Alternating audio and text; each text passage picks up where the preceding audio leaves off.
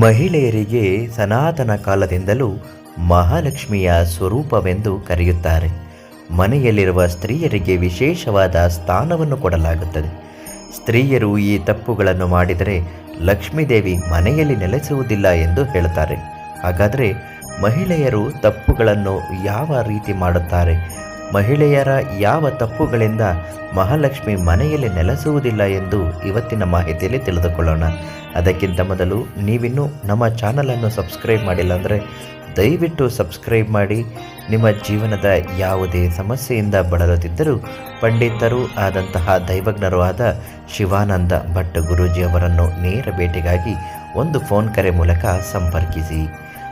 ಒಂದು ಮನೆಯಲ್ಲಿ ಮಹಿಳೆ ಮಾಡುವ ಕೆಲಸಗಳಿಂದ ಆ ಮನೆಯ ಯಜಮಾನ ಕೋಟ್ಯಾಧಿಪತಿಯೂ ಆಗುತ್ತಾನೆ ಅಥವಾ ಬಿಕಾರಿಯೂ ಆಗುತ್ತಾನೆ. ಅಂದರೆ ಮಹಿಳೆಯರು ಮಾಡುವ ಕೆಲಸಗಳಿಗೆ ಅಷ್ಟು ಶಕ್ತಿ ಇದೆ.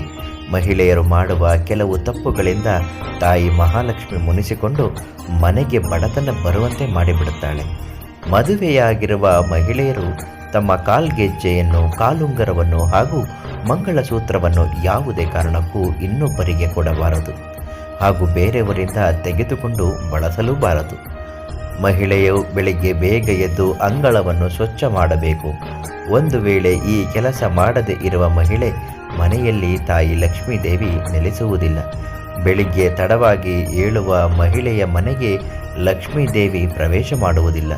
ಮನೆಯ ಮಹಿಳೆಯರು ತಡವಾಗಿ ಏಳುವುದರಿಂದ ಮನೆಯ ಸದಸ್ಯರಿಗೆ ಆರೋಗ್ಯದ ಸಮಸ್ಯೆ ಕಾಡುತ್ತದೆ. ಮನೆಯ ಹೆಂಗಸರು ರಾತ್ರಿ ಸಮಯದಲ್ಲಿ ಕಸಗುಡಿಸಬಾರದು. ರಾತ್ರಿ ಸಮಯದಲ್ಲಿ ಕಸಗುಡಿಸುವ ಮಹಿಳೆಯ ಮನೆಯಲ್ಲಿ ಲಕ್ಷ್ಮಿಯು ದರಿದ್ರತನವನ್ನು ಬರುವಂತೆ ಮಾಡಿಬಿಡುತ್ತಾಳೆ. ಯಾರು ಕೂಡ ಗುರುವಾರ ಮನೆಯನ್ನು ಹೊರತಬಾರದು. ಗುರುವಾರ ಮನೆ ಒರೆಸಿದರೆ ಗುರುದೇವ ಅಶುಭನಾಗುತ್ತಾನೆ. ಇದರಿಂದ ಮನೆಯಲ್ಲಿ ಬಡತನ ತುಂಬ ಹೆಚ್ಚಾಗುತ್ತದೆ. ಮಹಿಳೆಯರು ಮನೆಯ ಹೊಸ್ತಿಲ ಮೇಲೆ ಕುಳಿತುಕೊಂಡು ಊಟ ಮಾಡಬಾರದು. ಒಂದು ವೇಳೆ ಹಾಗೆ ಮಾಡಿದರೆ ಮನೆ ನಾಶ ಆರಂಭವಾಗುತ್ತದೆ. ಮನೆಯ ಹೆಂಗಸರು ಶಬ್ದ ಮಾಡಿಕೊಂಡು ಮನೆಯ ಮುಖ್ಯ ದ್ವಾರವನ್ನು ಜೋರಾಗಿ ತೆಗೆಯಬಾರದು. ಒಂದು ವೇಳೆ ಮನೆಯ ಮುಖ್ಯ ಬಾಗಿಲನ್ನು ಜೋರಾಗಿ ತೆಗೆದರೆ ತಾಯಿ ಲಕ್ಷ್ಮೀದೇವಿ ಕೋಪ ಮಾಡಿಕೊಂಡು ಮನೆಯಿಂದ ಹೊರ ಹೋಗುತ್ತಾಳೆ.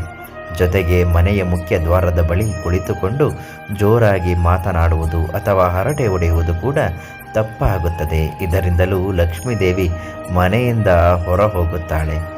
ಕೆಲವು ಮನೆಗಳಲ್ಲಿ ರಾತ್ರಿ ಊಟ ಮಾಡಿದ ನಂತರ ಎಂಜಲು ಪಾತ್ರೆಯನ್ನು ಹಾಗೆ ಬಿಡುತ್ತಾರೆ. ಹೀಗೆ ಮಾಡುವುದರಿಂದ ಲಕ್ಷ್ಮೀದೇವಿ ಮನೆಗೆ ಪ್ರವೇಶವೇ ಮಾಡುವುದಿಲ್ಲ. ಮನೆಯಲ್ಲಿ ಕಸದ ಪೊರಕೆಯನ್ನು ಒದೆಯುವುದು, ಪ್ರಾಣಿಗಳನ್ನು ಹಿಂಸೆ ಮಾಡಿದರೆ ಲಕ್ಷ್ಮೀದೇವಿ ಮನೆಯಲ್ಲಿ ಒಂದು ಕ್ಷಣವೂ ನೆಲೆಸುವುದಿಲ್ಲ. ಮತ್ತೆ ಮನೆಯಿಂದ ಕೋಪ ಮಾಡಿಕೊಂಡು ಹೊರಟು ಹೋಗುತ್ತಾರೆ. ಮನೆಯ ಹೆಂಗಸರು ಸೂರ್ಯೋದಯದ ನಂತರ ಎದ್ದೇಳುವುದು, ಸೂರ್ಯಾಸ್ತದ ಸಮಯದಲ್ಲಿ ಮಲಗುವುದರಿಂದ ಮನೆಗೆ ಯಾವತ್ತೂ ಒಳ್ಳೆಯದಾಗುವುದಿಲ್ಲ.